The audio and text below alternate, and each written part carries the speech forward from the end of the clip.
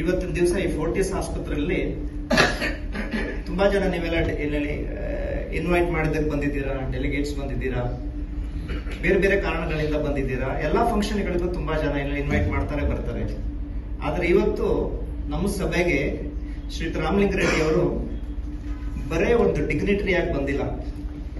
In fact ಅವರೇ ಒಬ್ರು patient ಆಗಿ ರಿಕವರಿ ಆಗಿ ಆಪರೇಷನ್ ಮಾಡಿಸ್ಕೊಂಡು ಅವರ ಒಂದು ಎಕ್ಸ್ಪೀರಿಯನ್ಸ್ ಏನು ಅಂತ ನಿಜಾನ ನಿಮ್ ಜೊತೆ ಹಂಚ್ಕೊಳ್ಳೋದಕ್ಕೆ ಇಲ್ಲಿಗೆ ಬಂದಿದ್ದಾರೆ ಅಂತಂದ್ರೆ ಅದಕ್ಕಿಂತ ಸಂತೋಷದ ವಿಷಯ we don't have anything else.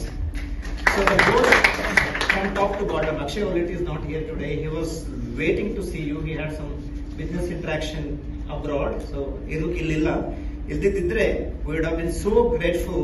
Even he was here, Navella, and he will ಬಂದಿದ್ದಕ್ಕೆ from the whole Fortis family and team, juniors, seniors and administration.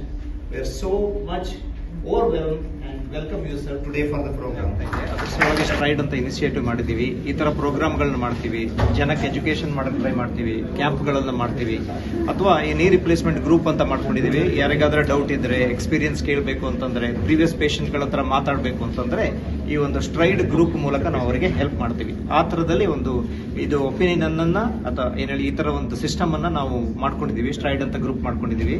1000 ಗಟ್ಟಲೆ ಜಾಯಿಂಟ್ ಗಳನ್ನ ಪ್ರತಿ ವರ್ಷ ಮಾಡ್ತೀವಿ ಹಾಸ್ಪಿಟಲ್ ಅಲ್ಲಿ, one of the largest in the country. ಅದರಿಂದ ತುಂಬಾ ಜನಕ್ಕೆ ಅನುಕೂಲ ಆಗಲಿ ಅನ್ನುವಂತ ಉದ್ದೇಶದಿಂದ ಈ ಸ್ಟ್ರೈಡ್ ಗ್ರೂಪ್ ಅನ್ನು ಮಾಡಿದ್ದೀವಿ. ಸೊ ಅದು ಸ್ಟ್ರೈಡ್ ಗ್ರೂಪ್ಗೆ ನೀವು ಬಂದು ಹೋಗಿ ಮಾತಾಡ್ಕೊಳ್ಳೋದೆಲ್ಲ ಫ್ರೀ.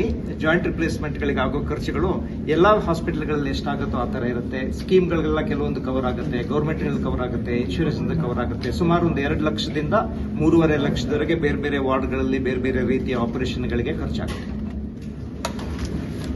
ಪ್ರತಿ ವರ್ಷ ಕೂಡ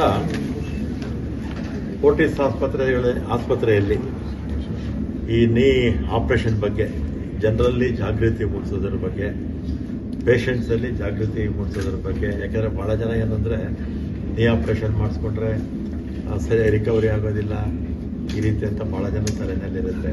ಹಾಗಾಗಿ ಇತ್ತೀಚೆಗೆ ಎಲ್ಲ ಬಹಳ ಒಳ್ಳೊಳ್ಳೆ ಹಾಸ್ಪಿಟಲ್ಸ್ ಬಂದಿದೆ ಬ್ಯಾಂಗ್ಳೂರಲ್ಲಿ, ಮತ್ತೆ ಹೊಸ ಟೆಕ್ನಾಲಜಿ ಬಂದಿದೆ. ಈಗ ರೋಬೋಟಿಕ್ ಆಪರೇಷನ್ಸ್ ಕೂಡ ಮಾಡ್ತಾರೆ. ರೋಬೋಟಿಕ್ ಆಪರೇಷನ್ಸ್ ಅಲ್ಲಿ ಅಕ್ಯುರಸಿ ಚೆನ್ನಾಗಿರುತ್ತೆ. ಬೋನ್ ಕಟಿಂಗ್ ಇರ್ಬೋದು, ಮೆಟಲ್ ಕಟಿಂಗ್ ಇರ್ಬೋದು. ಅದೇ ರೀತಿ ಇವತ್ತು ನಮ್ಮ ಫೋರ್ಟಿಸ್ ಆಸ್ಪತ್ರೆ ಇಲ್ಲಿ ಮುಖ್ಯಸ್ಥರು ಒಲೆತ್ತಿಯವರು, ಹಾಗೆ ನಮ್ಮ ಡಾಕ್ಟರ್ಸು, ನಮ್ಮ ನಾರಾಯಣ್ ಗುಣಸೆ ಅವರು, ಮಹೇಂದ್ರ ಜೈನ್ ಅವರು, ಶ್ರೀಮತಿ ಅನಿತಾ ಅವರು, ಶ್ರೀ ಚಕ್ರವರ್ತಿ ಅವರು, ಹಾಗೆ ಡಾಕ್ಟರ್ ಪ್ರಿಯಾ ಅವರು, ಮತ್ತೆಲ್ಲ ಸ್ಟಾಫು. ನನಗೂ ಕೂಡ ಆಪರೇಷನ್ ಆಯಿತು ನವೆಂಬರ್ 20ನೇ ತಾರೀಕು. ಅದಕ್ಕೆ ಮುಂಚೆ 1 ವರ್ಷ ಭಾಳ ಸಮಸ್ಯೆ ಇತ್ತು. ಹಿಡಿಯೋದಕ್ಕೆ ಬ್ಯಾಲೆನ್ಸ್ ಸಿಗ್ತಿರ್ಲಿಲ್ಲ, ಮತ್ತು ಮೆಟ್ಲು ಹತ್ತೋದಕ್ಕೆ ನಿಧಾನ ಆಗ್ತಿತ್ತು. ಹೆಜ್ಜೆ ಮೇಲೆ ಹೆಜ್ಜೆ ಇಟ್ಟು ಹತ್ತಬೇಕಾಗಿತ್ತು, ಇಳಿಬೇಕಾಗಿತ್ತು. ಇದರಿಂದ ನಾನು ಸ್ವಲ್ಪ ಬೇರೆ ಬೇರೆ ಕಡೆ ಎಲ್ಲ ಮೆಡಿಸಿನ್ಸು ಟ್ರೈ ಮಾಡಿದ್ವಿ. ಎಲ್ಲೆಲ್ಲೋ ಕರ್ಕೊಂಡೋಗಿ ಮಾಡಿದ್ರು ಅದನ್ನು ಯಾವುದು ಸಕ್ಸಸ್ ಆಗಲಿಲ್ಲ. ಪ್ರಾಕ್ಟಿಕಲಾಗಿ ನನಗೂ ಗೊತ್ತು ಇದರಿಂದ ಆಗಲ್ಲ ಅಂತ. ಯಾಕಂದರೆ ಒಳಗಡೆ ಗಮ್ ಕಡಿಮೆ ಆಗಿರುತ್ತೆ ಅಥವಾ ಬೋನ್ ಸೌದಿರುತ್ತೆ, ಇದರಿಂದ ಆಗಲ್ಲ ಅಂತ ಗೊತ್ತು. ಆದರೂ ಕೆಲವರು ಒತ್ತಾಯದ ಮೇರೆಗೆ ಟ್ರೀಟ್ಮೆಂಟ್ ತೊಗೊಂಡೆ, ಅದು ಆಗಲಿಲ್ಲ. ಆಮೇಲೆ ನಮ್ಮ ಶ್ರೀನಿವಾಸ್ ಅವರು, ಡಾಕ್ಟರ್ ಶ್ರೀನಿವಾಸ್ ಅವರು, ಡಾಕ್ಟರ್ ಹುಣಸೆ ಅವ್ರ ಹತ್ರ ಕರ್ಕೊಂಬಂದರು.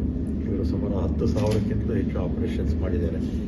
ಅದರಲ್ಲಿ ರೋಬೋಟಿಕ್ಕೆ ಒಂದು 2,000 ಮೇಲೆ ಮಾಡಿದ್ದಾರೆ. ಆಮೇಲೆ ಆಪರೇಷನ್ನು 1 ವರ್ಷಕ್ಕೆ ಮುಂಚೆ ಬಂದಾಗ ಎಕ್ಸಸೈಸ್ ಮಾಡಿ ಇಂಪ್ರೂವ್ ಆಗಲಿಲ್ಲ ಅಂದರೆ ಆಪರೇಷನ್ ಮಾಡೋಣ ಅಂದ್ಕೊಂಡ್ರು. ಆಮೇಲೆ ಒಂದು 3-4 ತಿಂಗಳು ಮುಂಚೆ ಬಂದಾಗ ಇಲ್ಲಿ ಆಪರೇಷನ್ ಮಾಡೋಣ, ಒಂದು ಕಾಲ ಇನ್ನೊಂದು ಕಾಲ ಏನು ಬೇಡ ಅಂತ ಅವರು ಆಪರೇಷನ್ನು ಆಯಿತು. ಮತ್ತು ಆಪರೇಷನ್ ಆಗಿದ್ದೇ ಗೊತ್ತಾಗಲಿಲ್ಲ, ಒಂಚೂರು ನೋವೇ ಗೊತ್ತಾಗಲಿಲ್ಲ. ಆಪರೇಷನ್ ಆದಮೇಲೂ ಕೂಡ ಅನೆಸ್ಥೀಶಿಯಾ ಕೊಟ್ಟಿರ್ತಿದ್ರು. ಆಮೇಲೆ 1 ವಾರ ಇದ್ದು ಮನೆಗೆ ಹೋದ್ಮೇಲೆ ಫಿಸಿಯೋಥೆರಪಿ ಕೂಡ ಭಾಳ ಚೆನ್ನಾಗಿ ಮಾಡೋರು, ಸ್ಟಾಫು ಎಲ್ಲ ಭಾಳ ಚೆನ್ನಾಗಿ ನೋಡ್ಕೊಳ್ತಾ ಇದ್ರು. ಆಮೇಲೆ ಕ್ಯಾಂಟೀನ್ ವ್ಯವಸ್ಥೆನೂ ಕೂಡ ಭಾಳ ಚೆನ್ನಾಗಿತ್ತು ಇಲ್ಲಿ. ಮತ್ತು ಡಾಕ್ಟ್ರು 3-4 ಸಲ ಇದು ಆಪರೇಷನ್ ಆದಮೇಲೆ ಮನೆಗೂ ಕೂಡ ಬಂದಿದ್ದರು. ಮತ್ತು ಕೇವಲ 10 ದಿವಸದಲ್ಲಿ ನಾನು ಯಾವುದೇ ಸಪೋರ್ಟ್ ಇಲ್ಲದೆ ನಡೆಯೋಕ್ಕೆ ಪ್ರಾರಂಭ ಮಾಡಿದೆ. ಮತ್ತು ಈಗ ಯಾವುದೂ ಸಮಸ್ಯೆಗಳು ಏನೂ ಇಲ್ಲ.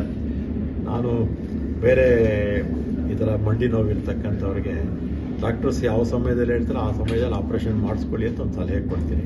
ಕಾರಣ ಏನಂದರೆ ಕಾಲ ತಳ್ಳಿದ್ರೆ ಡ್ಯಾಮೇಜ್ ಜಾಸ್ತಿ ಆಗುತ್ತೆ. ಒಂದು ಕಾಲಿಗಿರೋದು ಇನ್ನೊಂದು ಕಾಲಿಗೆ ಬಂದ್ಬಿಡುತ್ತೆ, ಯಾಕಂದರೆ ವೆಯ್ಟ್ ಜಾಸ್ತಿ ಆಗುತ್ತಲ್ಲ. ಅದರಿಂದ ಜಾಸ್ತಿ ಡಿಲೇ ಮಾಡೋಕ್ಕೆ ಹೋಗಬೇಡಿ, ಬೇಗ ಆಪ್ರೇಷನ್ಸ್ ಮಾಡಿಸ್ಬೇಡಿ. ಅದರಲ್ಲೂ ನಮ್ಮ ಫೋರ್ಟಿಸ್ ಆಸ್ಪತ್ರೆ ಅಂತಾರಾಷ್ಟ್ರೀಯ ನಾವು ಹೋಗಿ ನಮ್ಮ ಆಪ್ರೇಷನ್ನು ಬೇರೆ ದೇಶದಲ್ಲಿ ಮಾಡಿಸ್ಕೊಂಡ್ಬರ್ತೀವಿ ಅಂತಾರಲ್ಲ, ಅದೇ ಟ್ರೀಟ್ಮೆಂಟು ಇಲ್ಲಿ ಸಿಗುತ್ತೆ.